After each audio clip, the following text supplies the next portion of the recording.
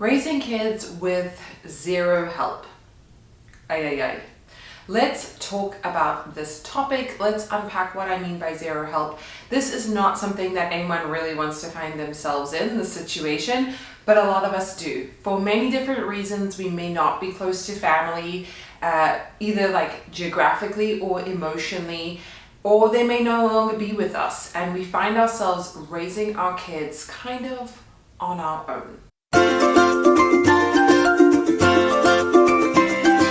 So for me, I want to just have a disclaimer here, what I mean by little to no help or zero help.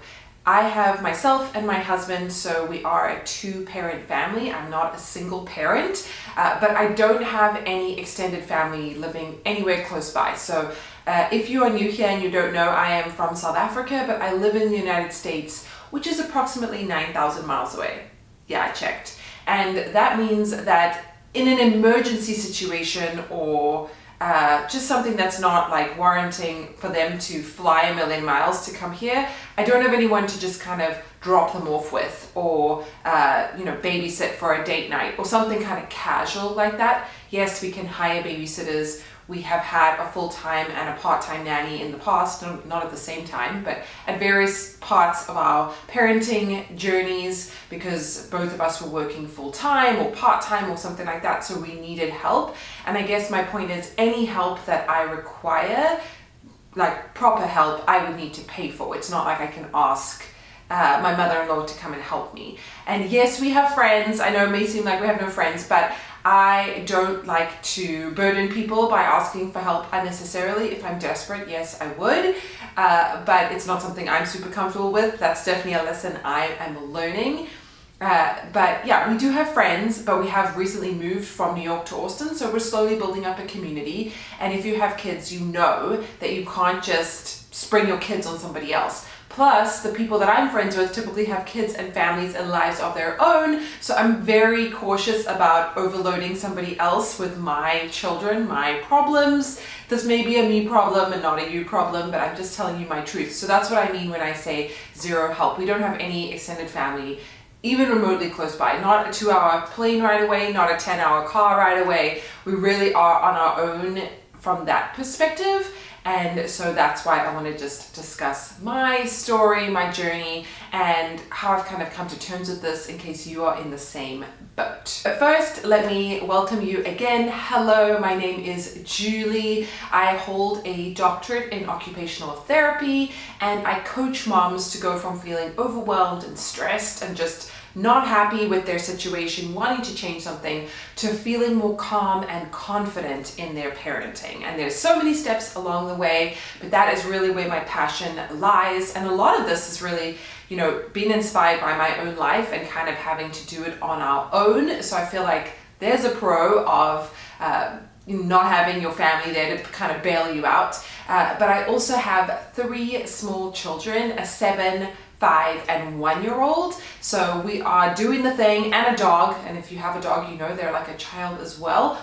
So we are doing all the things kind of on our own, and I'm going to talk about that in this video.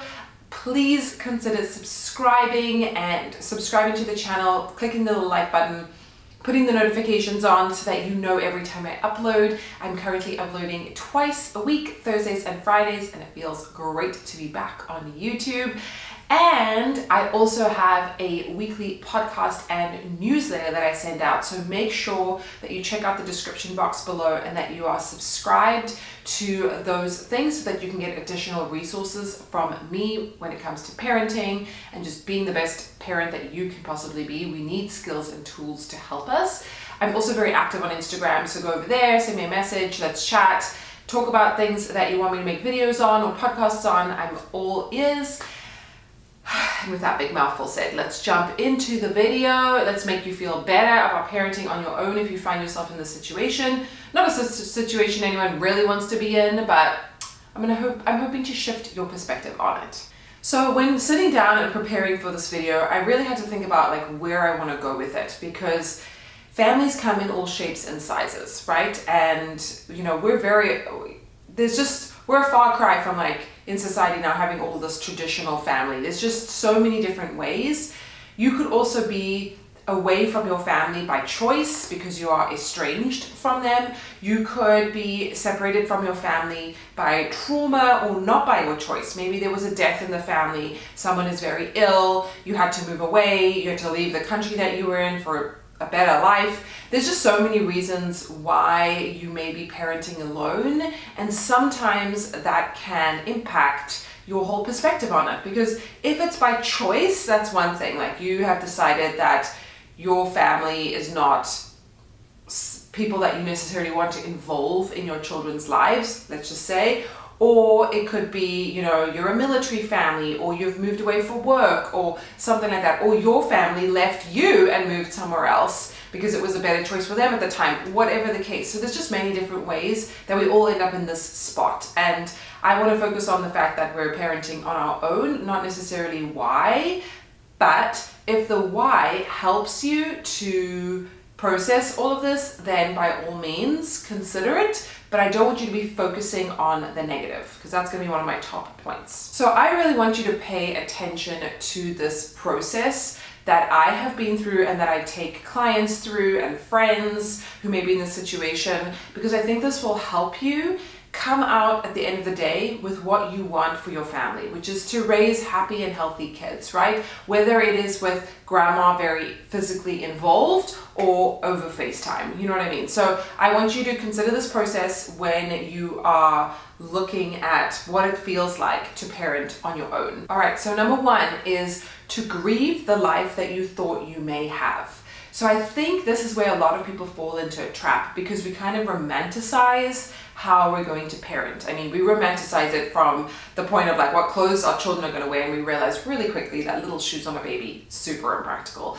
All the way up to, my parents are going to come over and they're going to take the baby out, and I'm going to have date night with my husband, and I'm going to be able to go to the gym every day, and nothing's going to change, and it's going to be magical.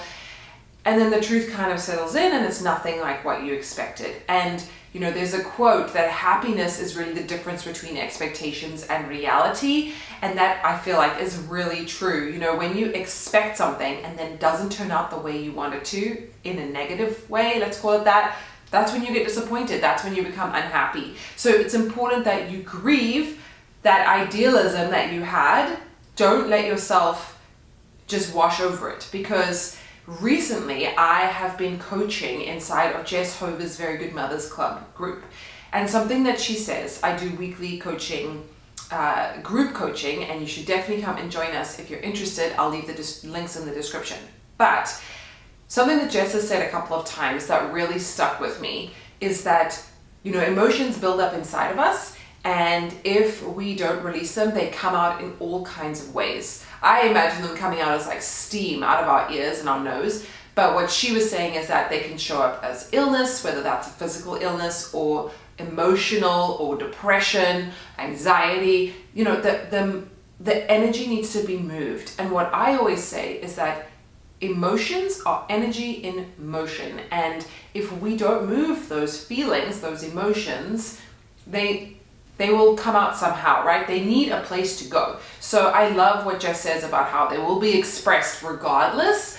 And I agree with that. I think it's important that we acknowledge in order to take the next steps to move on, if you will. Number two, focus on what you do actually have. So it is human nature to have all these positive things happening, and then one negative thing comes and boom, it's like a deck of cards just collapsing, right? The negative thing takes over the positive thing, even though it was one negative thing and 10 positive things, right? So focus on what you do have. Perhaps there was a reason why you had to move, a good reason. At least for us, we felt like immigrating to the United States was going to give our children a lot of opportunities. It was going to give us a lot of opportunities. We felt there were things in South Africa, and if you're South African, this is not news to you, but there are things in South Africa that, felt very unsafe and just unstable. Now, it's everywhere, right? I live in the US, so I'm not throwing stones right now, but we just made choices as young adults, pre-children, to be honest, that we felt were good. And to start off with, we just wanted an adventure, and we ended up staying here. But we have to be firm in our why as to why we left our bubble, our safe support, our network. And because some days it doesn't feel worth it, right? But we also had the choice to leave, and in theory we would have the choice to return. Not everybody is like that. You might be leaving because your country is in total shambles and you know that it is better for your family to move to a different place. It might mean focusing on all the good things that you now have in your environment that are separate from your family. Perhaps you left or you got out of there, or you don't have a relationship with your parents because it's a toxic relationship. A lot of people struggle with, family dynamics that are not healthy for their children or for themselves. And, it's brave to cut the cord. And as I said, you don't have to be raising your kids on your own just because you have geographical distance from your family. You could have created an emotional barrier for right now. So there are many reasons why you might be parenting by yourself, but focus on what you do have. Number 3, this is kind of like a fresh start. So something that I was coaching my clients on in this call the other day was how once we have a child, our parents almost need to learn how to mother a mother, right? Because we're learning how to mother this little baby and our family's learning how to mother a mother. And often, if you speak to anybody, especially with in-laws, but it can be with biological family too, there's a butting of heads, right? Because there's only one matriarch at a time and there's only one boss at a time, really. Someone needs to have the final say. Like in a company, there's one CEO. There aren't two, usually.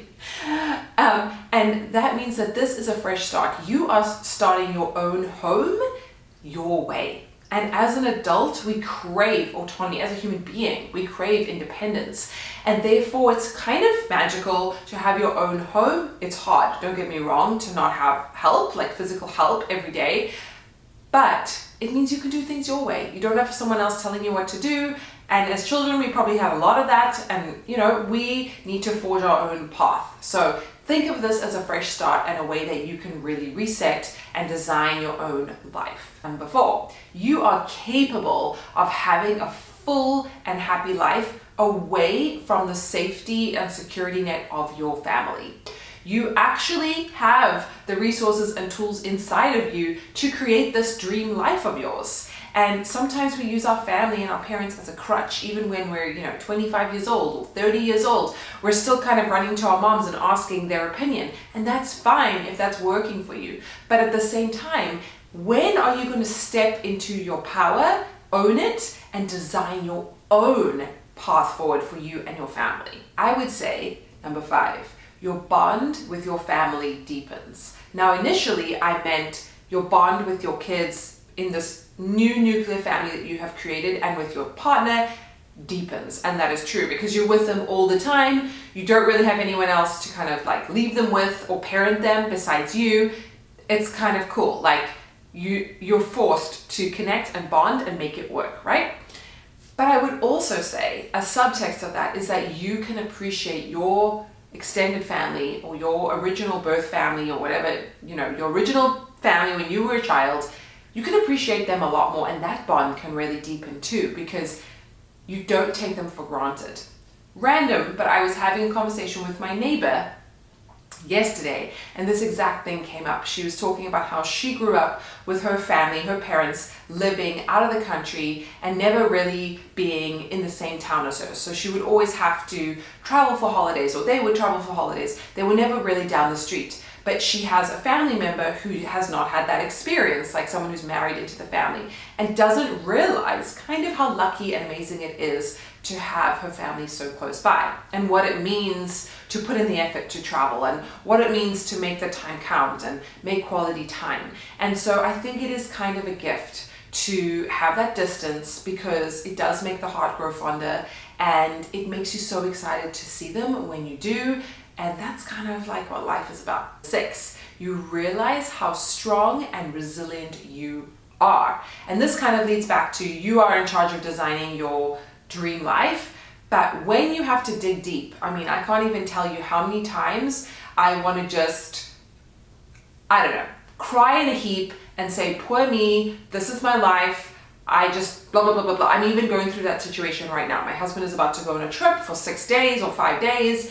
It doesn't sound a lot when I say it out loud, but when I'm living each day, it feels a lot because I just wish that I had, my mom or dad close by just to help me with the odd thing. Like, I don't need them to move in with me. It would just be amazing to have the ability to drop a child off or have them at home so I don't have to schlep the baby everywhere. All this kind of thing, right? But I wouldn't have that appreciation if they lived next door to me, I don't think. I wouldn't have that appreciation if we didn't have this distance. And if the universe allows one day in the future that we do live closer together or we do spend more time together for extended periods of time, I am going to try my best not to take that for granted because I know what it's like to kind of parent alone and how lonely that can be and stressful. And at the same time, I know that I can do this, I can dig deep, and I can make it work, right? And even if my husband is traveling, there are some advantages to that too. I get to be by myself and just hang out, and I get to run the house like I want. I try and make lemonade out of lemons. And then number 7, you have to learn to ask for help. And this might be a strange thing to put on this list of skills that you gain or the process that you need to go through when you are parenting on your own. But personally, this is a big struggle for me. I do not like asking people for help. I don't like paying for things that I could do myself. And these are personal things that you might also be able to relate to, that I've had to come to terms with over time. And I firmly believe that the universe will continue to give us the lessons that we need to learn until we have really learned them. So for example, this idea that my husband keeps on having to travel and I'm in a situation where I literally can't be in 2 places at once. My one child has to go one place, my other one has to go to another place. I have this little baby to manage, toddler really, who's like all over the show. It puts me in a situation where I do need to ask for help, whether that's with a friend, whether that's through a babysitter, hiring a babysitter, and being able to receive help is really, really important in order to give it, right? And it's a season of life now where I am forging some beautiful connections and friendships with friends of mine because they are offering to help and I am accepting, even though, and it sounds like I'm being this martyr, I'm not. I just find it uncomfortable. I want to be able to do everything on my own. I've taken this independence thing to another level, but I just don't want to inconvenience people. I don't want to, take advantage of them. And hopefully with that essence, I won't be doing that. They are offering because they genuinely want to help and they understand what it's like to be without childcare or without having grandparents close by, that kind of thing. And so it is kind of a beautiful synchronicity and lesson for me to learn. But you do need to ask for help, whether that is from a neighbor or, a community group that you've made friends with or hiring help. It's an important skill to know when you need support. And when you have family close by, you might not develop that skill because they're just always there. So you never really have to go out of your comfort zone and be vulnerable and ask for what you need because you never have to. And so I think it is important to curate that skill where you realize, hey, I need something right now. And this is what I need to do. I need to rely on somebody else to do something. I need to trust that they will do it just as well as me. And I need to receive that help that I'm being sent. If you want to know the how of how we raise children and the subtext of that, how we raise children without any extended help, then go back and watch some of the videos on my channel. I have a bunch about routines, bedtime, efficiency in your day, even how to feed kids. All of these things are how we parent and how we thrive. It does get chaotic, I'm not going to lie sometimes, but it's how we, maintain that vision of a healthy and happy home most of the time is through the videos that I have already put out there, so you can go and look. I also talk a lot about these kinds of topics on my podcast because there are a lot of how-to hacks and things on the internet, but I want to go deeper, and I think there are important topics to talk about and mindsets and philosophies that need to be spoken about more to help parents because Yes, I can tell you what foods to give your toddler or what gear to buy, but really if you don't have the right mindset for whatever you need for your situation, it's kind of going to fall flat. It's not going to really move the needle and shift you from feeling like in constant survival panic mode to feeling like you're thriving. And what I will say is, without these mindset shifts, even people that have a ton of help are still finding that they're drowning, that they're still like overwhelmed. Like, just because you have your parents there all the time, it comes with other things. It comes with beautiful things, and it can also come with a lot of frustration. As I said, one cook in the kitchen, one matriarch. But it's important that you also take note of these skills and mindset shifts, because there's likely things that you can also use and implement in your life to get the type of life that you want. So to conclude, do I wish sometimes that grandma was down the street and I could drop off a child so that I could go and work out without someone climbing all over me, or that we could go on a date night, or heaven forbid go away for a night, just the two of us? Yes, I wish that a lot. It just is what it is. But dwelling on that is not helpful, and I don't want to be in those low vibes. So for the most part, I don't really think about it. I just do the thing every day, get up, do the thing every day, wash, rinse, repeat.